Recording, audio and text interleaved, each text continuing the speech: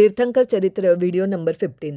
हमने पिछले वीडियो में देखा कि किस तरह से प्रभु आदिनाथ ने गणधर को उत्पाद व्यय और द्रव्य नाम के पवित्र त्रिपदी का उपदेश दिया। बाद में हमने देखा कि गोमुख नामक यक्ष प्रभु के तीर्थ के अधिष्ठायक देवता हुए। प्रतिचक्रा नाम की देवी शासन देवी हुई, जिसे हम चक्रेश्वरी के नाम से पहचानते हैं। सुंदरी जी ने जाकर अष्टापद पे दीक्षा ली। बाद में हमने देखा बाहुबली जी को केवल ज्ञान हुआ। परिव्राजक मत की उत्पत्ति कैसे हुई वो हमने देखा। अभी किताब में आगे बढ़ते हैं। ब्राह्मणों की उत्पत्ति। एक बार भरत चक्रवर्ती ने सारे श्रावकों को बुलाकर कहा कि तुम लोगों को कृषि आदि कार्य न करके केवल पठन पाठन में और ज्ञानार्जन में ही अपना समय बिताना चाहिए और भोजन हमारे रसोड़े में आकर करना चाहिए। ये किसने बोला? भरत चक्रवर्ती ने सारे श्रावकों को बुलाकर कहा। वे ऐसा ही करने लगे। मुफ्त का भोजन मिलता देखकर कई आलसी लोग भी अपने को श्रावक बता कर भोजन करने आने लगे। तब श्रावकों की परीक्षा करके उन्हें भोजन दिया जाने लगा। जो श्रावक होते थे उनके ज्ञान, दर्शन और चारित्र के चिन्ह वाली कांकणी रत्न से 3 रेखाएं कर दी जाती थी। भरत ने उन्हें यह आज्ञा दे रखी थी कि तुम जब भोजन करके रवाना हो तब मेरे पास आकर यह पद्य बोला करो। पद्य था, जीतो भवान वर्धते भिस्तस्मान्माहन माहन। जीतो भवान वर्धते भिस्तस्मान्माहन माहन। इस तरह से भरत चक्रवर्ती जी ने बोला कि मेरे पास आकर ये पद्य बोला करो, अर्थात तुम जीते हुए हो। भय बढ़ता है, इसलिए आत्मगुण को न मारो। सदैव उच्च स्वर से वे लोग इस वाक्य का उच्चारण करते थे, इसलिए बाकी लोगों ने उनका नाम माहन रखा। राजा ने उन लोगों को भोजन दिया, इसलिए प्रजा भी उन्हें जिमाने लगी और उनका नाम क्या रखा? माहन। तो उनके स्वाध्याय के लिए, ज्ञान के लिए ग्रंथ बनाए गए। उनका नाम वेद ज्ञान रखा गया। माहन शब्द धीरे धीरे अपभ्रंश होते होते ब्राह्मण हो गया। अतः वे लोग और उनकी संतान ब्राह्मण के नाम से ख्यात हुए। भरत चक्रवर्ती के बाद जब कांकणी रत्न का अभाव हो गया तब उनके पुत्र सूर्ययशा ने स्वर्ण के 3 सूत बनाकर उन्हें पहनने के लिए दिए। जो पहले भरत चक्रवर्ती जी ने कांकणी रत्न से 3 रेखाएं कर दी थी, पर बाद में कांकणी रत्न का अभाव हो गया भरत चक्रवर्ती के बाद। तब उनके पुत्र सूर्ययशा ने स्वर्ण के 3 सूत बनाकर उन्हें पहनने के लिए दिए। पीछे से शनैः ये सूत रुई के हो गए और उनका नाम यज्ञोपवीत पड़ा। एक बार भगवान के समूह शरण में चक्रवर्ती भरत के प्रश्न करने पर प्रभु ने कहा कि इस अवसर्पिणी काल में भरत क्षेत्र में मेरे बाद 23 तीर्थंकर होंगे। मेरे बाद 23 यानी टोटल 24 तीर्थंकर, और तेरे बाद यानी भरत चक्रवर्ती के बाद तेरे बाद 11 चक्रवर्ती होंगे, यानी टोटल कितने हो गए? 12 चक्रवर्ती, तथा 9 वासुदेव, 9 बलदेव और 9 प्रतिवासुदेव हो गए। तो ये 24, 12, 9, 9, 9 ये पकड़ के हुए 63, जिसको बोलते हैं 63 शलाका पुरुष। तो प्रभु ने क्या कहा था 63 शलाका पुरुषों के बारे में कि ये हो गए, तो वो हम देखते हैं उसकी जानकारी शॉर्ट में।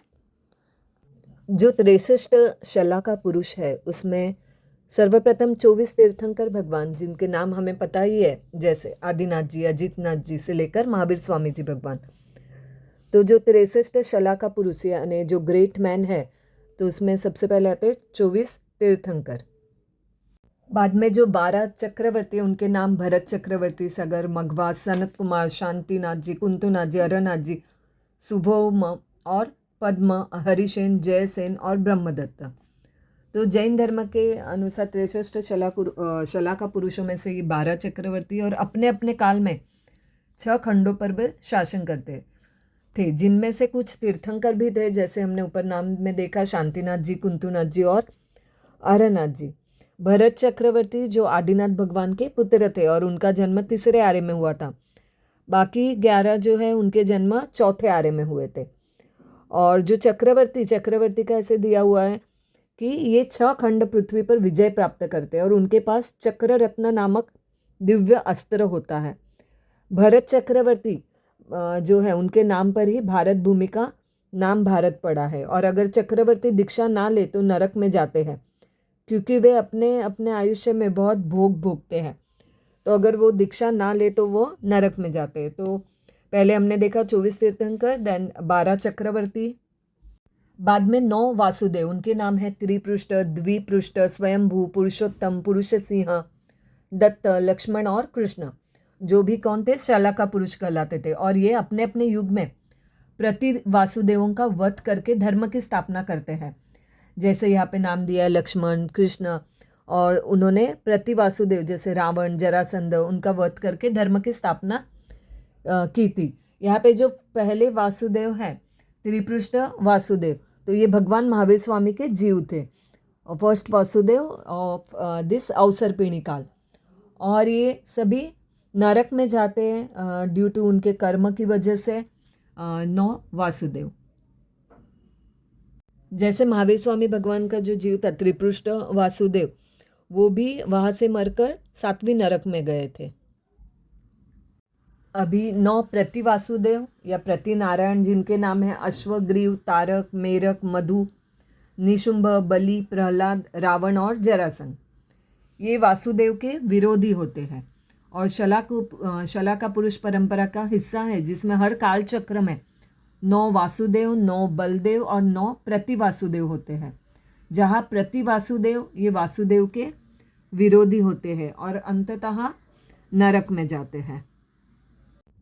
और 9 बलभद्र, जिनके नाम है विजय, अचल, सुधर्म, सुप्रभ, सुदर्शन, नंदी, नंदी मित्र, रामचंद्र और पद्म, जो हर काल चक्र में धर्म और व्यवस्था स्थापित करने वाले श्रेष्ठ शलाका पुरुषों का हिस्सा होते हैं। ये देवलोक में या मोक्ष में जाते हैं।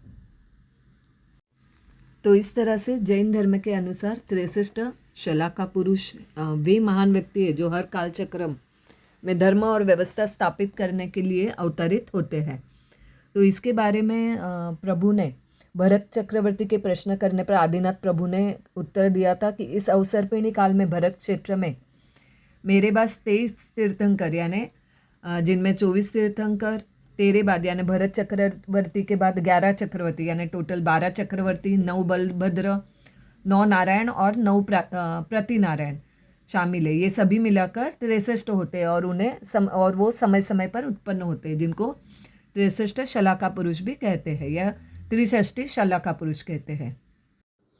दीक्षा के पश्चात जब लाख पूर्व बीते तब प्रभु ने अपना निर्वाण समय नजदीक समझ अष्टापद पर्वत की तरफ प्रयाण किया।